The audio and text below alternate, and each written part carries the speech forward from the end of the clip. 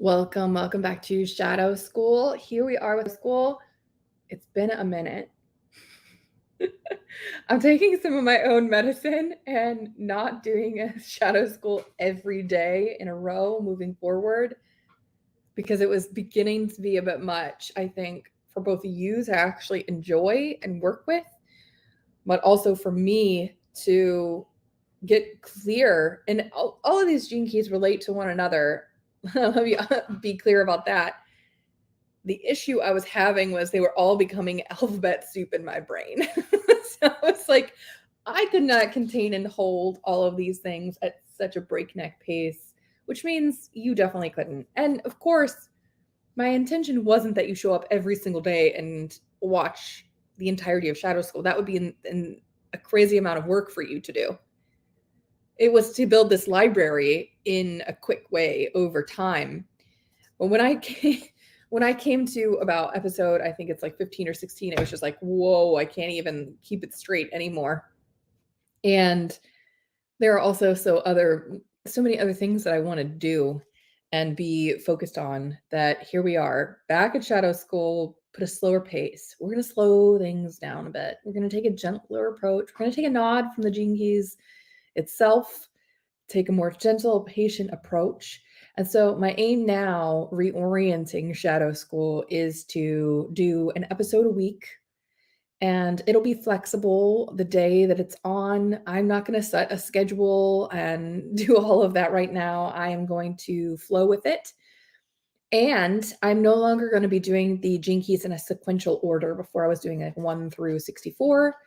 Now I'm going to be working on the gene key of the moment, that is actually where the sun is passing through the I Ching wheel up in the heavens. And I know what that is because if you go over to the Gene Keys website, they have this thing called the pulse that tells you which gene key the sun is currently in.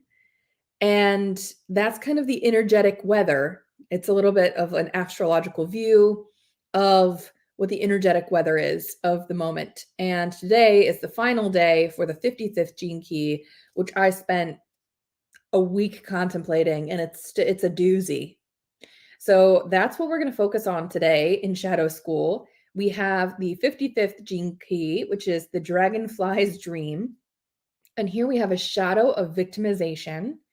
And this is the only gene key where the gift and the Siddhi frequency are both the same keynote of freedom. And we'll talk about that in a little bit. This gene key is like a meta gene key of all the gene keys. It really contains the codes for evolution as a force. And in the gene keys, there are two forces that are happening in gene key 22 and 55. These are both kind of meta keys. When you actually go dig into the book, many gene keys are, 5 to 8 pages long. The 22 and the 55 not only contain the shadow, gift, Siddhi content, but they also seem to contain like part ancient esoteric history and part poetic prophecy of what's to come. And so they are like 30 pages a piece. It's a lot to dig into. And for the purposes of Shadow School, I am mostly not going to focus on the ancient history or the poetic prophecy of what's coming. I'm going to dig into what we're used to digging into, the actual shadow state of victimization. We'll explore the repressive and the reactive nature of that, how it comes to life in complaining and blaming. We'll talk a lot about how we as humans are victim to the drama of our lives, and our emotions are running the show, and what it looks like to move into a frequency of freedom through liberation. That's what we're here for today. That's what we're going to buckle up and do. There's a couple things in here that I want to touch on that come from the 55th text, but I don't want to take us totally off track because there's so much to contemplate in this one gene key that you could spend your whole life just contemplating this single gene key. I mentioned earlier these two underlying forces, one being evolution, that's represented in the 55th gene key. Evolution in the 55th gene key basically is the force of form becoming more spirit. And there is a complementary force, or I guess you could call it, it's not oppositional, but the other side of the polarity, where we have involution. That's represented by the 22nd gene key, and that is spirit becoming more form.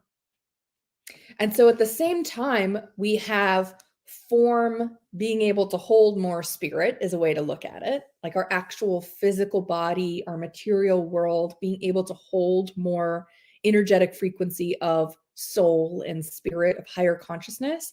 We also have higher consciousness adapting and involuting in a way that it's able to be contained and more present in form and material reality. So these forces are working at the same time. One is kind of like an upward and one is a downward energy.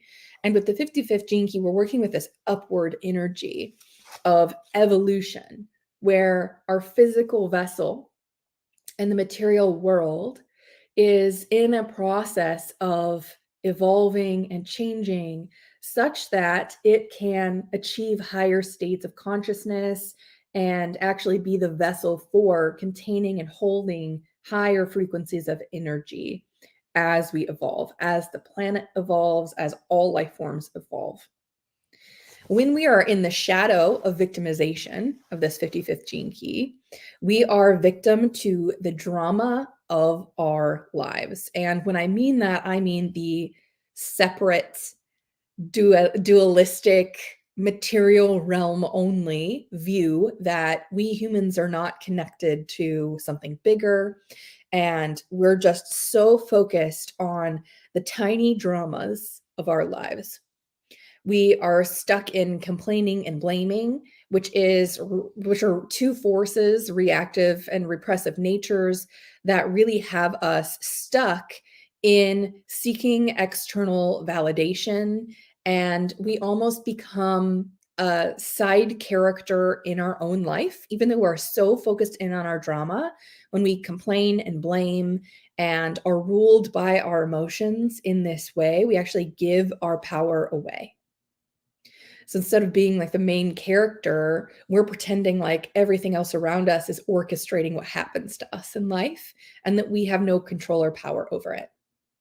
But really, what we want is we want freedom from suffering. And our suffering in this case is this drama, these being ruled by emotions, all of this emotional suffering that we have in life, these ups and downs. And what we do is we seek to end the suffering. And as a result, we create more suffering, because this is how the Gene Keys puts it. It's we suffer because we seek. And that means we're seeking because we don't want things to be the way that they are. So there's no acceptance for the way that things are, which means we're seeking, we're trying to change, we're trying to manipulate external circumstances and not focus on this. And we seek because we suffer. So we suffer because we seek because we suffer. There's like this cycle that gets going in this victim state. The 55th gene key speaks a lot about a great change that is happening right now that was kind of triggered around 1987 by what's called the harmonic resonance. Let me dive into this a little bit and I'll give you some context before we like really get into the shadow itself. There are three where is that note? Here we go. 3 important dates.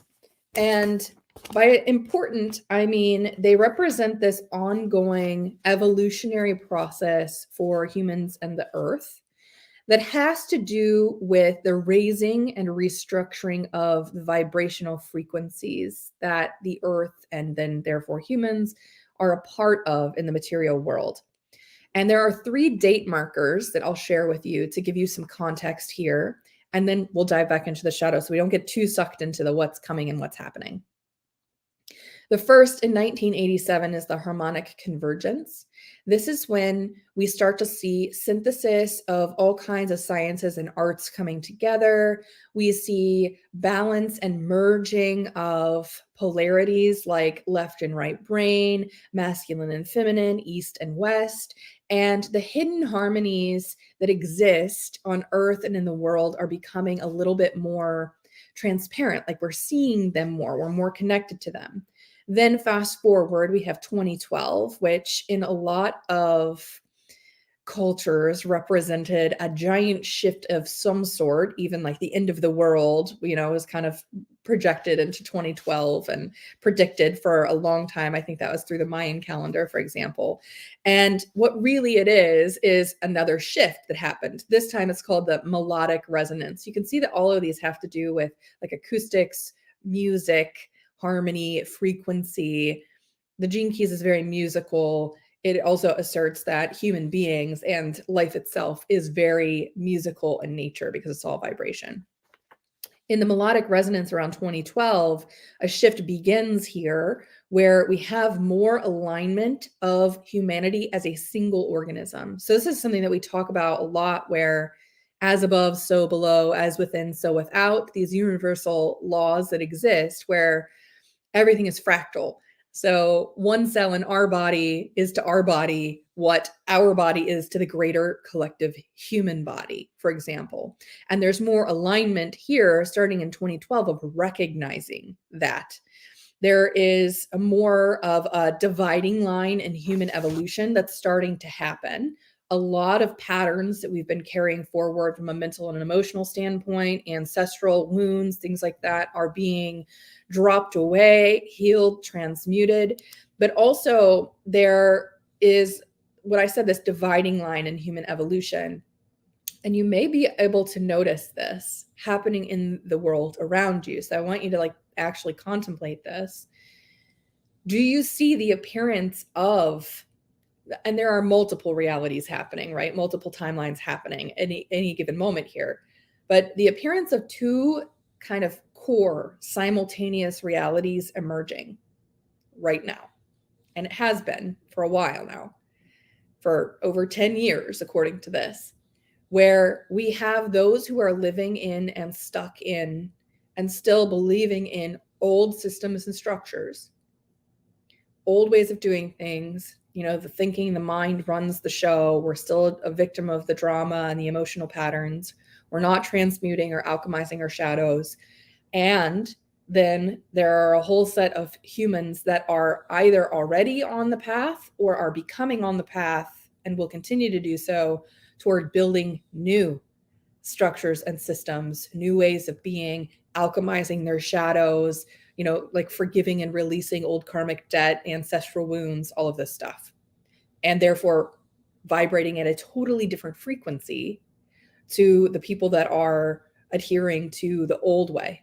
So there is a kind of a division, a separation of two different realities that are existing at the same time on Earth right now.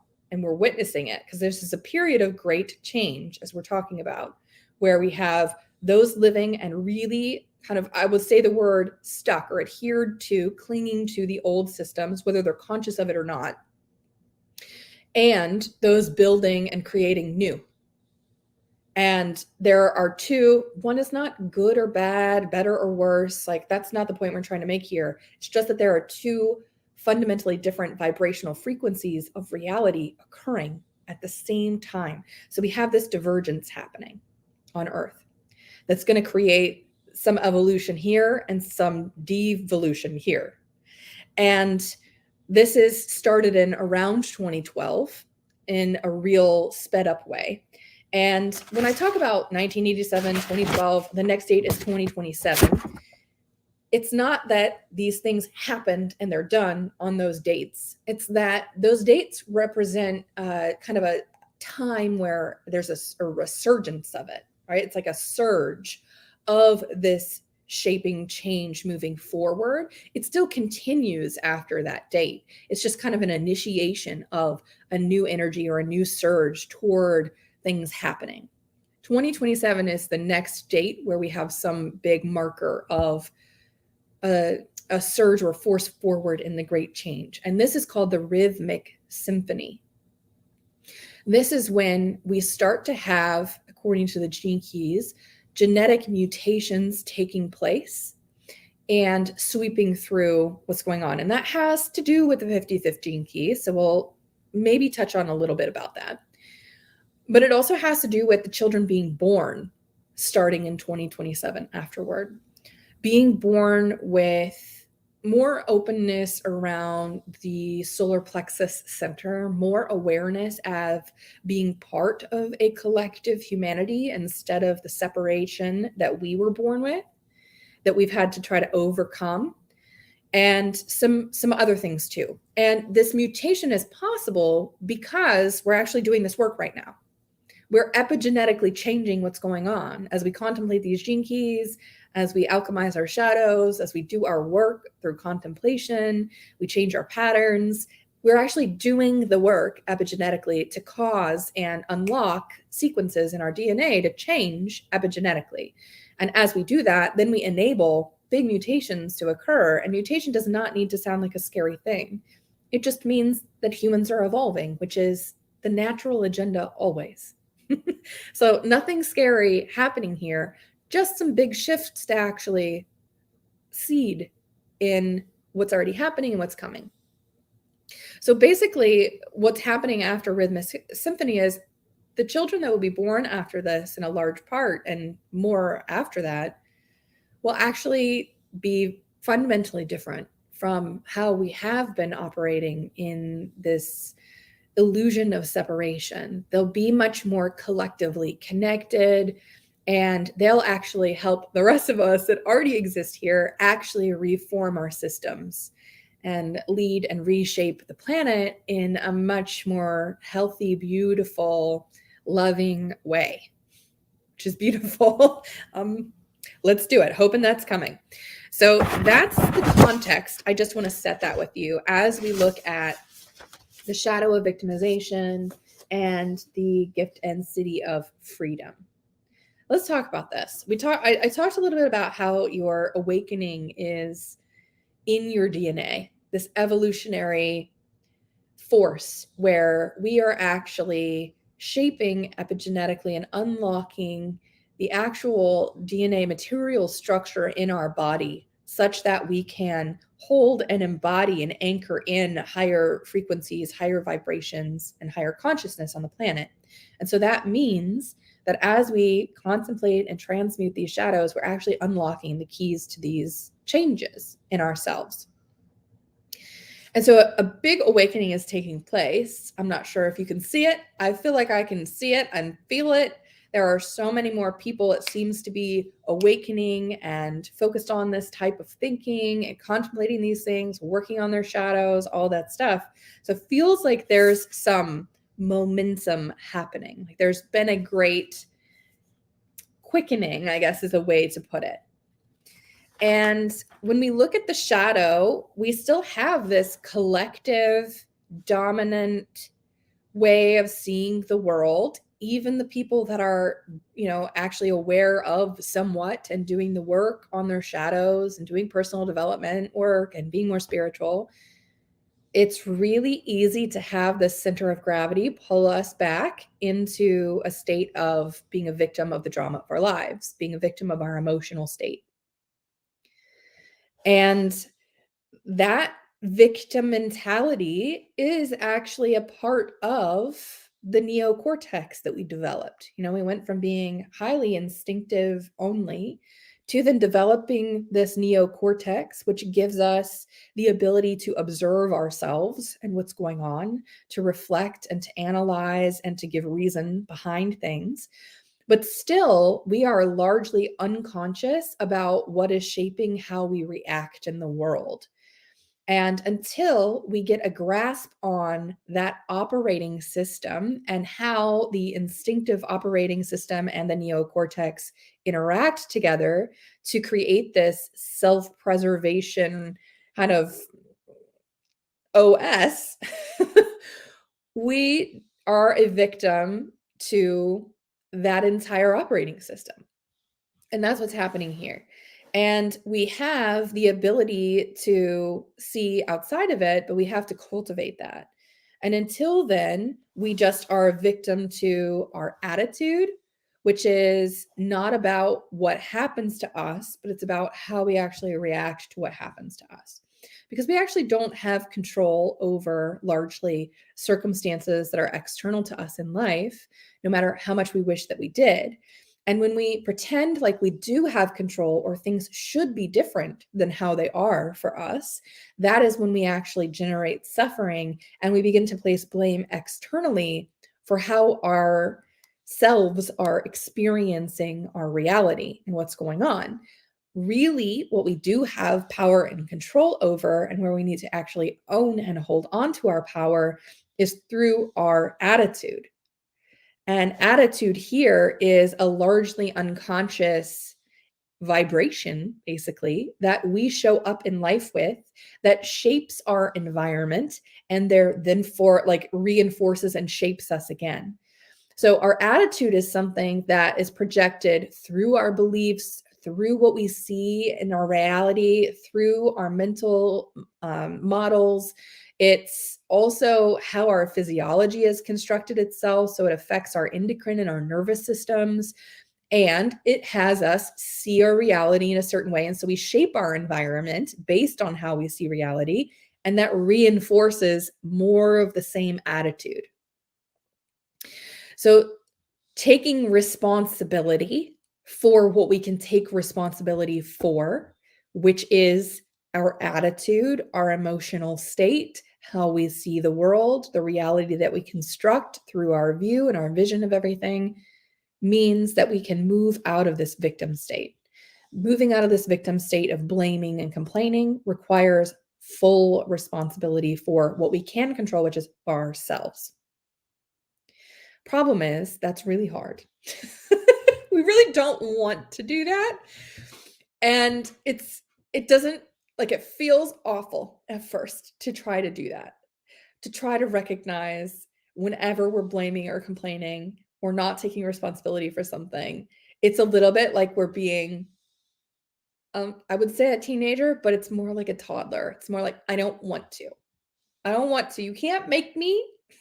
That's kind of like the energy that comes through.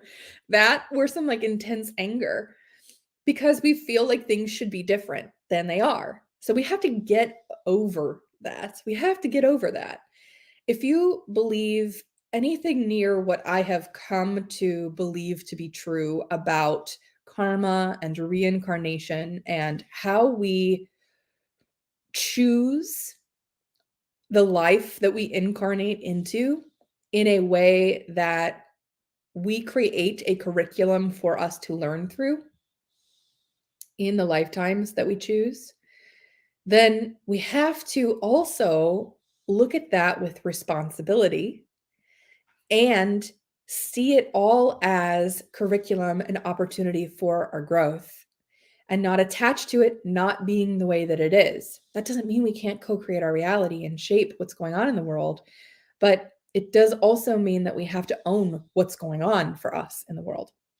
So here we have this trap that we're living in where we're addicted to things being differently. We're addicted to having our short-term desires met. We're addicted to longing and looking for things external to ourselves. And the feelings that we seek as a result actually create like a perpetual unfulfillment and unhappiness and a hunger. We create a sense of lack and scarcity for ourselves. We're never satisfied with what we have. And in fact, if we got what we thought we wanted, half of the time we're like, oh, that's it. Even if it's something we wanted for such a long time, we're like, oh, that's it. We're not actually wanting what we want. We're wanting the pursuit of what we want. So we create these structures of longing and desire and achieving and pursuit that actually have nothing to do with the outcome. It's more that we just like can't fulfill ourselves or find a true sense of fulfillment. And we're addicted to the emotional ups and downs, the romance of the entire concept of pursuit that give us the feelings of, oh, this is great and I want to attach to this feeling, or, oh, this feeling's awful, I need to get rid of this feeling. And so we go into this cycle of looking for pain or, looking for pleasure or avoiding pain. And this up and down wave of the emotions, this pleasure, pain, seeking, and avoidance cycle, all of this creates so much drama, creates so much suffering that we feel like we just have this entire world constructed that we are powerless to change, to move out of, to get a grasp on, or to have any ownership of responsibility for, because it feels like we didn't create it. It feels like it's happening to us. That is a description of this shadow state of victimization. What's required is understanding that we have actually become a total victim to the unconscious systems, patterns, operating systems, limiting beliefs that we have honed over the years and even throughout lifetimes and lineages. And that's actually what's creating this reality for us. Understanding that, we do have the power to change it. So there's that quote by the spiritualist, and I'm going to mess up the name, but Gurdjieff, I think is the Gurdjieff or Gurdjieff, or I don't know how you say it, but in order to escape prison, one must first understand that one is in prison. That's kind of where we are in the shadow of victimization. We don't even know that we're in the prison that we have constructed for ourselves. So how do we get out of it? We actually have to understand first that we're in this situation that we're in. So let's talk about the repressive and reactive state. So here we have repressive. Remember, that's the passive state. It's more internally expressed. It's usually some type of energy collapse inward, away from the surface of life, back into a stuckness or numbness in the body. And the repressive nature in the shadow of victimization is complaining. And this really means like we have such a lack of awareness around our power to create that we are just complaining. And this looks like internal complaints, like your voice over here, that is not you, by the way. Your voice is just running, complaining, whining, making excuses, blaming other people, giving you the out for responsibility on everything. And this leads to a viewpoint, an orientation to life that is highly pessimistic. Then there are external complaints, like gossiping could be kind of in that a little bit, or like actually complaining to other people, whining about your situation and not taking any accountability for it, those types of things.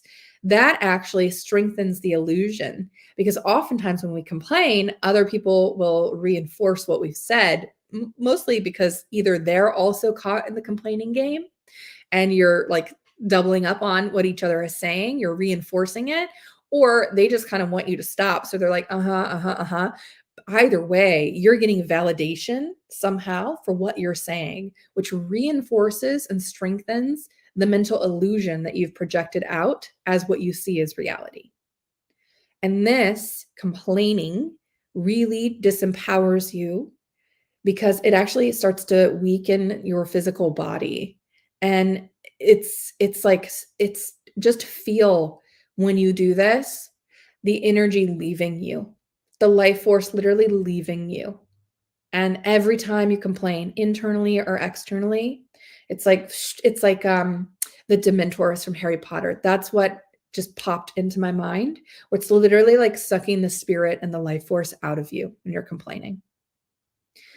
The elixir here is actually taking responsibility, of course, but being able to see through your patterns. Notice when you start to feel icky after you've complained. Notice when the mind is running and you're complaining, like break the pattern, stop the pattern. Okay, let's talk about reactive nature, which is more active. It's more externally expressed. There's usually some anger fueling it. There's usually a projection outward toward others. And here in the reactive nature of the shadow of victimization, we have blaming. So we have complaining and we have blaming. Slightly different energy there, right? Complaining is like, woe is me, why'd they do that, blah, blah, blah, blah, blah. Blaming is like you or that person, you are the source of this issue. You did this, like it's externalizing complaints. Blaming removes responsibility overall for what's going on with you. You give away your power and your presence by investing aspects of yourself with other beings. When we blame, when we push the energy out, you did this, or this leader did this, or this government did this, or this, you literally take your life force out and you give it into the existence of whatever it is that you're blaming on. So similar, instead of it being sucked out of you though, it's like you're throwing it out there, like you're heaving it at something. That's kind of how I'm seeing this. Like you're just throwing it away. With both of these, the blaming and the complaining, what really comes forward for me is that we are not the main character in our lives. If we are a victim to anything in our life, whether through complaining, blaming, whatever it is, not taking responsibility, then we're the side character.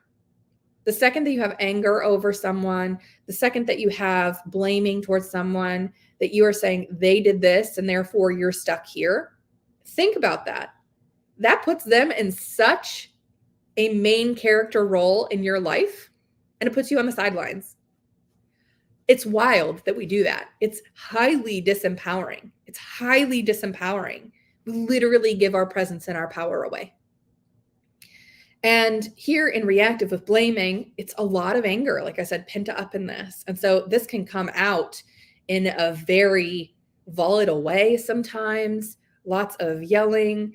It can be like really intense sometimes when we're blaming someone else. Think about fights that we've had with loved ones or partners or something like that in life, where we've been like putting the blame out on them, and how that shows up in an argument, for example.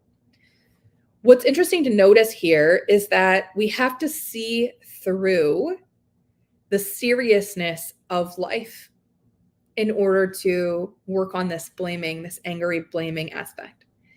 The reason why we get so angry and blame and kind of project it outward to others is because we are taking whatever is happening in our body from an emotional standpoint and whatever is happening in our world, in our realm, so seriously. Like it is life or death.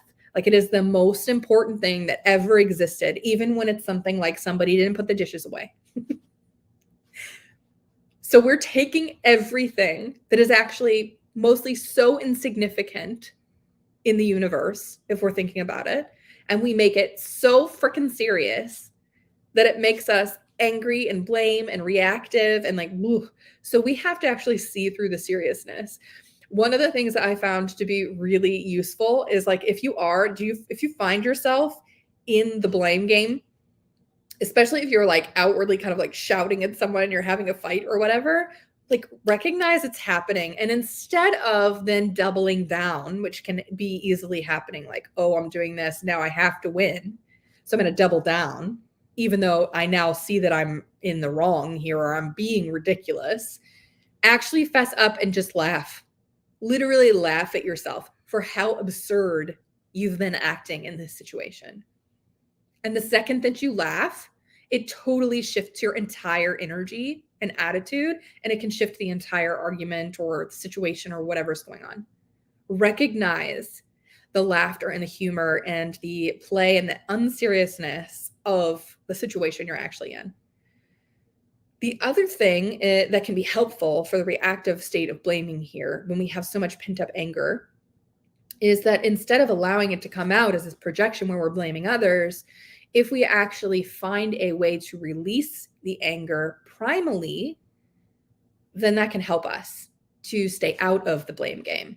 And this would look like there is no target for our anger. We're not expressing it to someone or at someone. However, sometimes we actually have a legitimate inner rage or anger that we need to let out, because if we keep it in, then we kind of are like really stuck in these systems, these ways of being. So how can we let that out? Well, one, it has to not be out to someone or to something. Like, it doesn't need to have a target. It can just exist and be released as energy in motion, which is what an emotion is. And to do it primally. So this could look like going to, what are those things called? Like a rage room or something. I'm breaking a whole bunch of things with a baseball bat.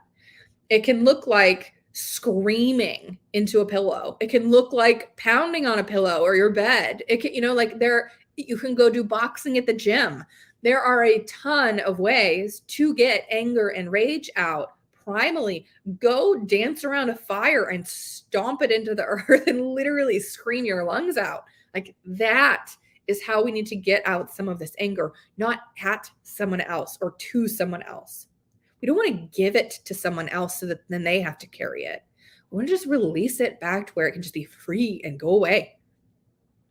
You'll notice here in both the repressive and the reactive, if we ever find ourselves in a state of complaining or blaming, not only are we kind of being the side character energy, but we also have hidden agendas of some sort, whether we're conscious of them or not. And we have to remember the only agenda that matters is nature's agenda, which is evolution, which is what this entire Gene Key is about. Our agendas are what we want life to be and need things to be a certain way, and we need to be a certain way, and other people need to act a certain way.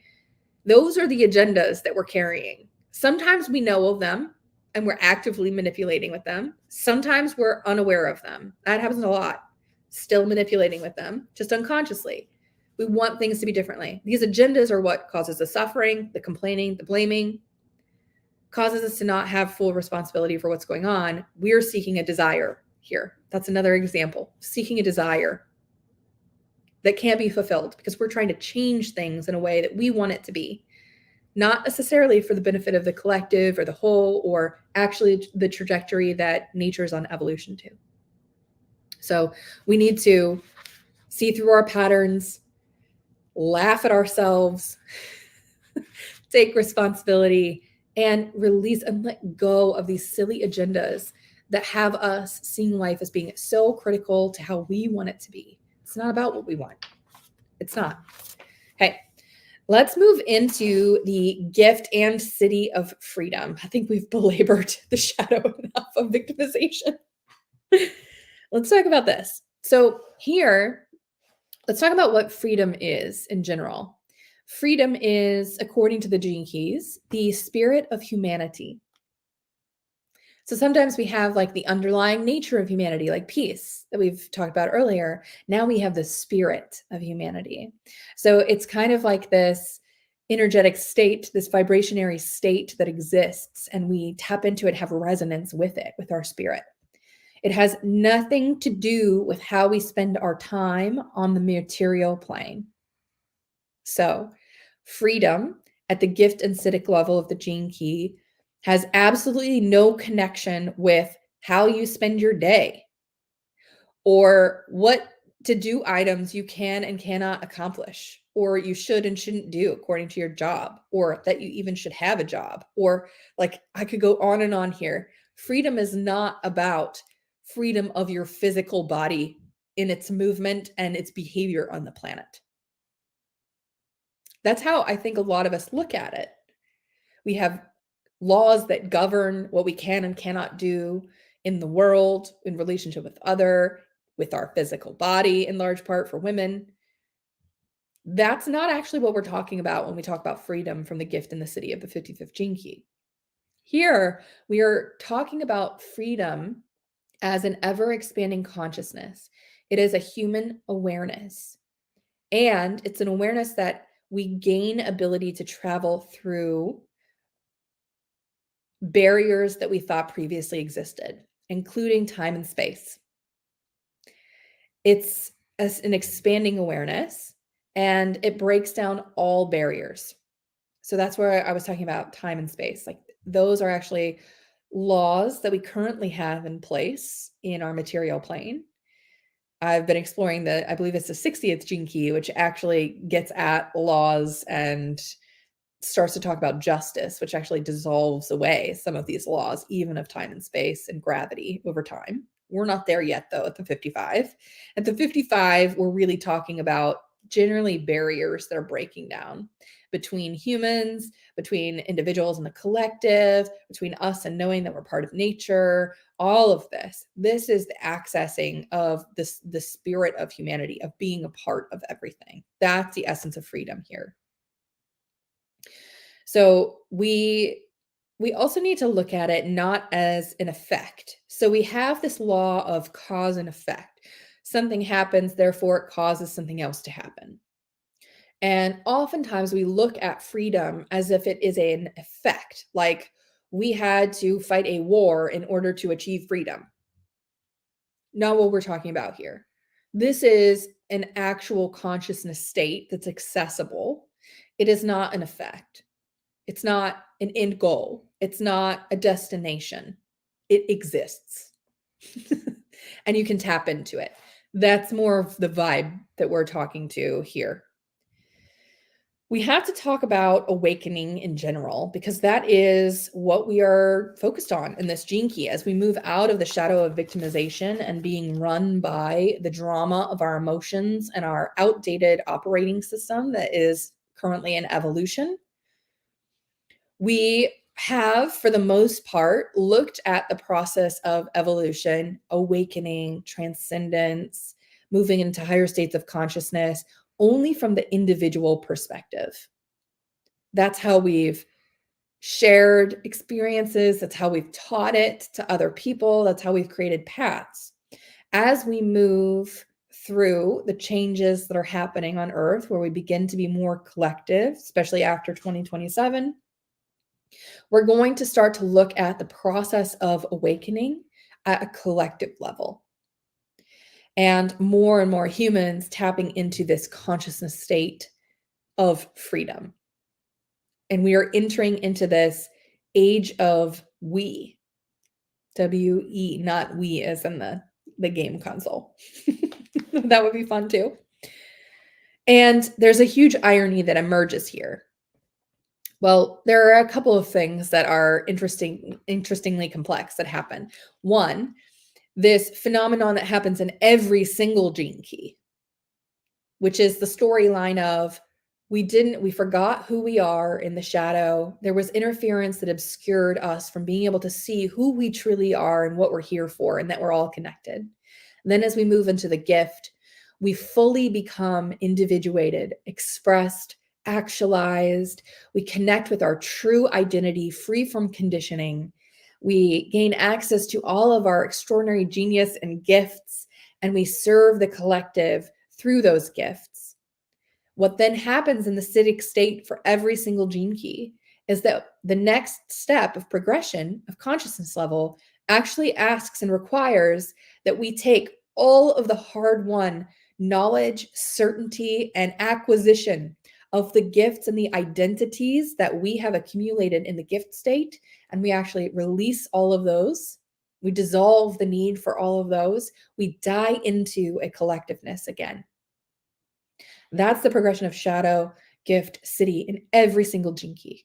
And the 55th here, we're pointing to this freedom of when we actually move in this age of we are not, the individual is not dying. The individual attributes and identity are not annihilated. It's not an effect of nothingness after we die into or release all of these attachments. The effect is actually that we become everything. And that the more we become, the more we realize we are one greater I. We are one collective I. That's where we are merging into through this evolution, through this 55th gene key. I talked about involution and evolution. Okay, so let's talk about the connection between emotions that we explored in the victimization shadow and how that comes to life in freedom in the gift and the siddhi state. So I might have mentioned this in some previous gene keys when I would share around the concept of how a cell is constructed, an individual cell, and how there's the nucleus, which contains the instructions for what the cell is supposed to do during its existence. And then there's the cell membrane that actually is out listening, sensing, and responding, that makes the decisions about how the cell should interpret the instructions it has. And so what you see in the existence of the cell is a fractal version of the existence of the entire human, where we have this brain, the mental brain, which is the analogy of the cell nucleus. It contains the instructions and the knowledge and the information. It's great at synthesizing and creating new ideas and working through language. And we have a cell membrane. In this case, that's our aura. And it is fueled by the solar plexus center coming more and more online for humans. It's been happening. It's going to happen more and more and more. The solar plexus, which is like right here in your like sternum rib cage, like right below your rib cage area, is associated with emotion and power and confidence and many other things. But it has been considered a second brain to humans for some time already. What the gene keys is suggesting in the 55 and in many other gene keys is a shift to the solar plexus being the primary brain of the human vehicle. And as a result, the role of the mind brain actually gets to do what it's meant to do, which is not decision making, which is not running the show. It's actually processing information, collecting information, being creative, having ideas, those types of things. It's really good at those things. Language, yada, yada, yada. The solar plexus brain then comes online to act as this big cell membrane for us that allows us to listen to, sense, and respond to our environment. And our environment, I mean to other people, to other living organisms, to the earth itself, to everything in our environment, to the neutrinos passing through. I'll get too esoteric there.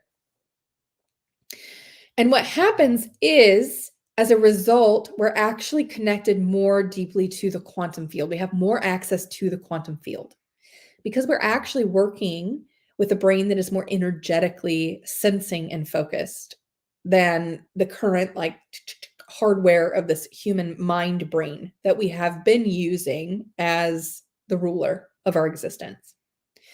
And we have integration of what's called the 3 lower planes of existence. So that's physical, astral, and mental planes into their higher counterparts. So there's like a higher counterpart to each of those: physical, astral, and mental. They are causal, buddhic, and atmic. So we have these different layers of planes or layers of bodies that exist in our being through our auric fields and beyond, that allow us to, whether we are aware of it or not, it's already happening. It's been happening for a long time. We're taking in and sensing so much information that our brain doesn't even know is happening. We are not even aware that it's happening. I don't want to digress and like go off into a tangent here on that subject. So just stick with me here if you're a little skeptical. So we're moving toward the solar plexus center being what allows us to sense and respond in our lives. That means that this emotional center that has highly been full of unconscious, reactive defense mechanisms and patterns that we've accumulated through our life and conditioning, through our childhood, those emotions are now going to become the vehicle for our higher awareness and our evolution. They're going to become like the source, and they already are to a large extent for many of us, a curriculum that allows us to expand into the ability to actually not be attached to or identified with any emotion at all, but to simply be able to observe it and kind of ride on top of it. So imagine we have this emotional wave that's happening all of the time as a human. And we experience highs of joy and lows of despair. And we are identifying and attaching with these moments and emotions and we're clinging to some of them and we're being stuck in some of them. We're not allowing them to pass by. But meanwhile, they're just happening in our body. They're not ours. The concept of having emotions is not something that's going to exist in the gift and the Siddhi of freedom. Emotions belonging to you or an emotional state, you having it, would not be a concept as the solar plexus evolves.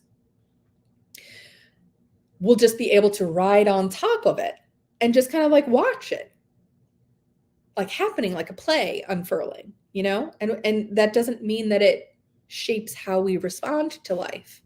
It may still be happening through our body, but it doesn't control us or steer our behavior in the way that it once did.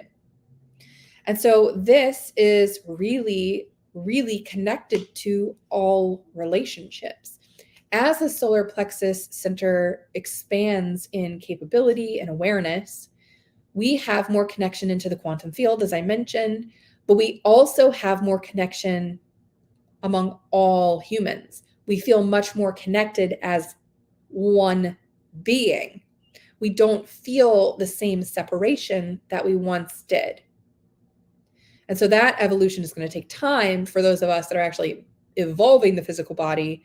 But like I said earlier, starting after 2027, it's likely that these children will be born with this already oriented, this genetic mutation to have that online already. And so they're going to be ahead of us already. They're going to have to help us speed up our process. So we will begin to operate then as a result in a state of more collective awareness and collective operation. And there's a lot that goes into that, a lot of implications that are expressed in other gene keys. So I won't go into that in depth here. But just know that the role of emotions will change. Emotions themselves won't go away, but they'll change. And we'll work with them differently in our lives. So let's talk about, there are a couple of concepts that, again, because I feel like we've talked about the gift and the Siddhi and the shadow in detail here. But there are a couple of other concepts, like I said, inside of this particular gene key that is really all-encompassing that I'd love to share with you if you're still interested. I know this is a long episode of Shadow School. I'm trying my best to distill what is effectively like 50 pages worth of contemplation down into like 9 or 10 pages for you of notes that I'm not even going into detail. So bear with me. One of the concepts I want to share is, like I said, we're moving into this age of we. So selfishness and having agendas drops away. It's so unnecessary. It's so unnecessary. So the age of selfishness will be over. And all agendas must be aired and destroyed as a result, which I'm highly looking forward to.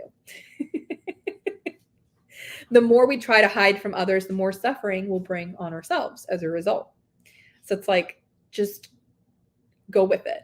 Go with it. Start to release these agendas. Start to release the complaining and the blaming. Start to take responsibility for yourself and your emotional state. Start to recognize that you don't have emotions. You don't need to cling to them and attach to them. Let them ride. Let them ride. Just notice they're there. See the patterns that are cropping up as a result of them being there. Get in front of those. Respond differently. This is your work. This is the work. All right. Now let's pop into this idea. Vaporization of the victim. Okay. So we talked about victimization. There's a victim state in every one of these 64 gene keys. We've explored kind of the meta victim state of victimization today. There's a concept that emotions belonging to us that's absurd that we've just discovered. And in the future, as we open up more awareness in the solar plexus center, emotions are going to operate at one collective level. So there's going to be like one wave that we're surfing. And if you're tuned in at all to what's going on, the emotional weather, the astrology, any of these things, you probably already know a little bit of what that feels like. So you're probably having a little bit of awareness at multiple levels right now, if that's true for you, where you can sense like an emotional weather that's coming through at the collective level. You can usually sense emotional patterns and waves that others around you that you're close to are experiencing. And sometimes you might even take those on as your own if you're highly empathic or a highly sensitive person. And you have then your own emotional waves and weather that you're surfing. And so we have multiple levels that we're interpreting now. What this is saying is that as we move more toward we and collective interpretation of emotion, there's just going to be a single wave because we're not going to be each having our own individual experience of this drama playing out, which to me sounds like a giant relief. Sounds like a giant rest and vacation. I'm looking forward to that. So here in this vaporization of the victim, vaporization being the key word here, because we're actually going to talk about water. The solar plexus center symbolically becomes a cauldron, basically like a giant pot. The cauldron is a symbol in many cultures that holds a lot of context and meaning. So if you're interested in exploring that more, go down that rabbit hole. Here, the cauldron contains all emotional energy as water. Okay, so think of emotions as water, and they are in this cauldron of your solar plexus center. Underneath of that, there's a big fire that's burning, that's heating up the pot, the cauldron, and that fire is your awareness. Okay, and the more your awareness grows, the hotter the fire grows. And what happens is the water starts to vaporize and turn into steams. Your emotions are starting to be vaporized into steam. And it creates this rising, ascending force, evolutionary force from matter into spirit. Okay? So when we work with shadows, like victimization or any of the others we're contemplating in shadow school, if we can bring awareness to them, sitting in this cauldron of our solar plexus center, we can vaporize them into steam. Why is this interesting? Well, because water holds memory. This is a scientifically understood concept. If you're also interested, another great rabbit hole to go down. Water holds memory. Our bodies are made up of a lot of water. Imagine how much we can symbolically vaporize from an emotional standpoint, but how much we might actually transmute the energetic memories that are stored in the waters of our body, the emotions that we have clung to that stick inside of our cells in our body in a crystalline way. You don't like cut your arm and water spills out. It turns into like a crystalline structure in our body. It's how it doesn't just like pour out when we get cut. And all of this water, what is it, like 70% or something, contains memory. Memory of where it came from and how it was ingested, certainly. You can actually program water, another rabbit hole for you. But it also holds all of the memory of emotion, of patterns, of trauma, of feelings, all of this in our bodies.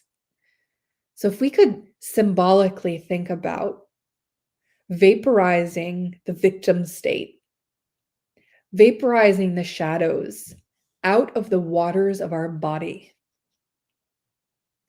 that's what we're talking about here. That's such a gorgeous thing to contemplate on its own. Vaporizing the victim. Oof.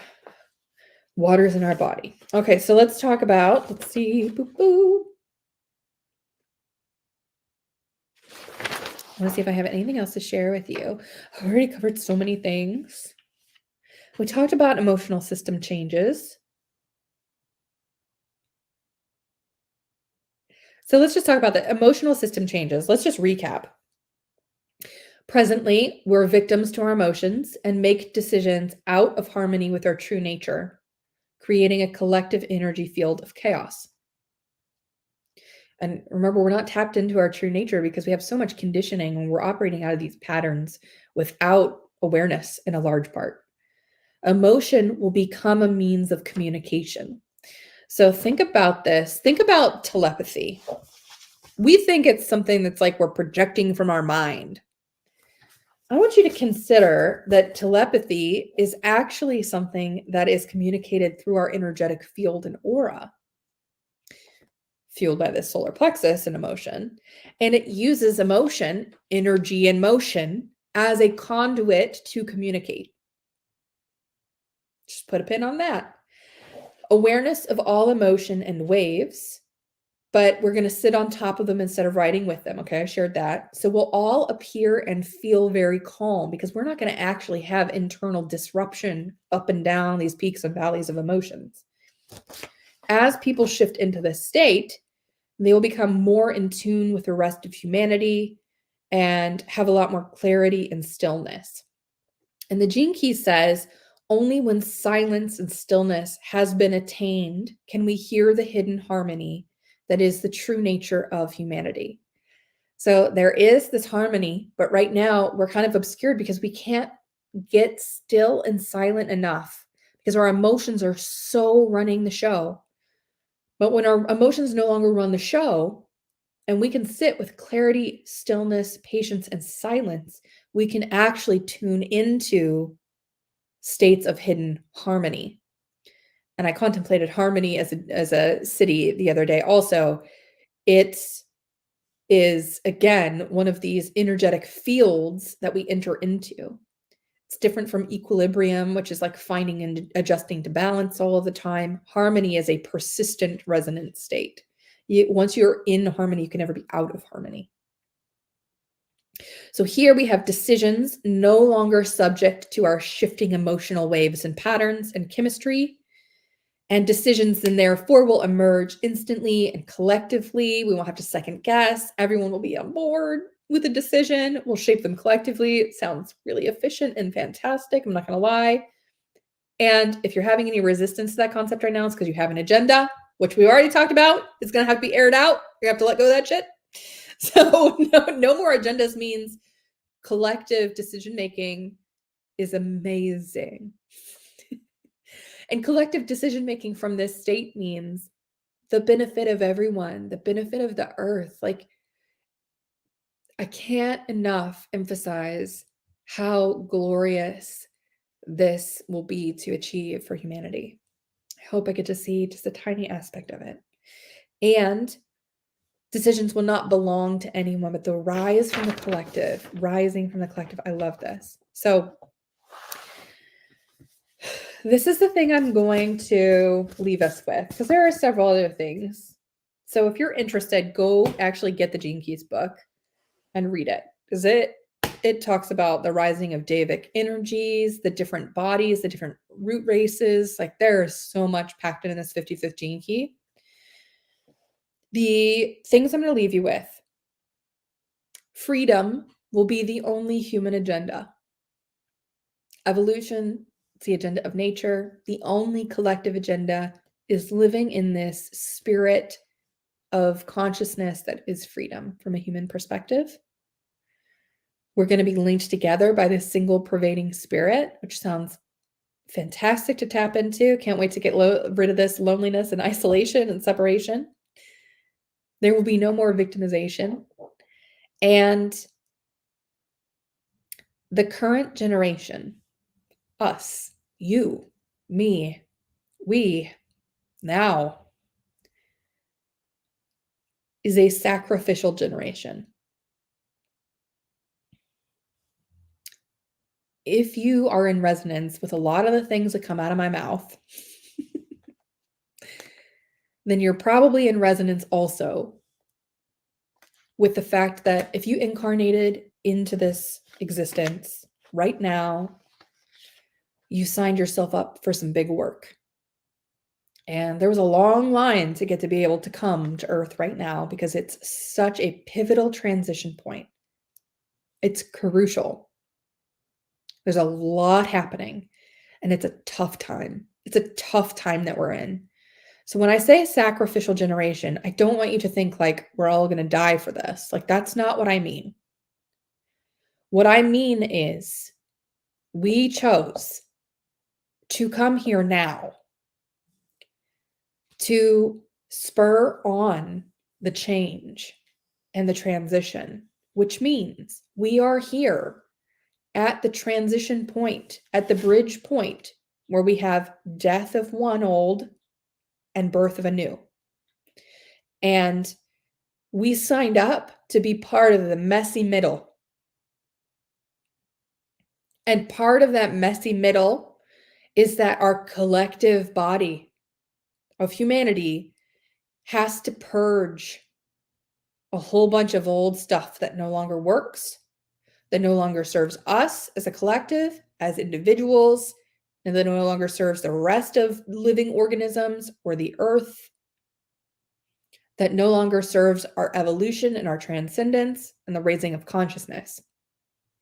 This means that we not only have to purge and get rid of our own shit, our own shadows, our own patterns, love them into acceptance and embrace them and transmute them, vaporize them, that we also took on the responsibility to purge and detoxify the ancestral, ancient stuff that's been hanging around. And so if you are healing and you are doing this work that we are focused on here at Shadow School, you are going first. You are going first for yourself and for me and for everyone you know. Getting emotional, of course, here I am again. For your parents, for your family, for your ancestry, for everyone that came before.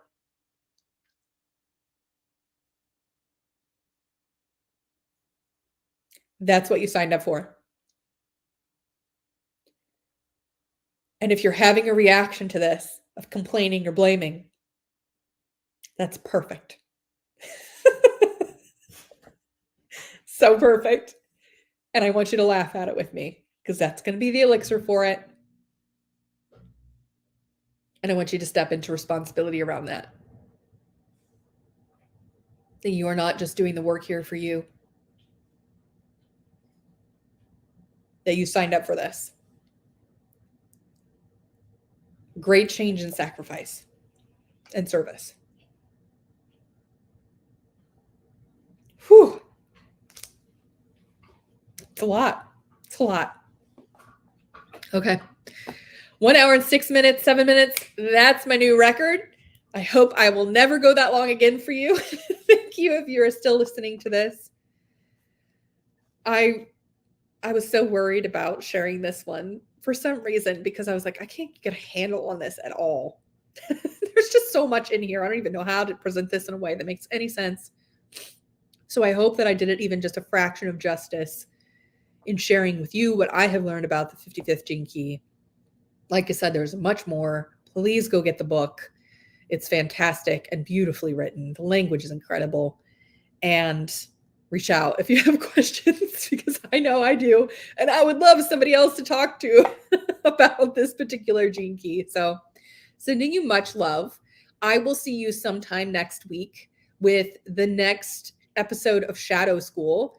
And if it happens to be one we've already done in the pulse, I'll have to figure out what to do. But I'm not entirely sure what's coming up next, starting tomorrow. So we'll have a look at that, and it's going to be a mixed bag. You're going to have no idea what I'm going to show up with next week, which is kind of fun for you. So until then, I'm much, much love. Thank you for tuning in.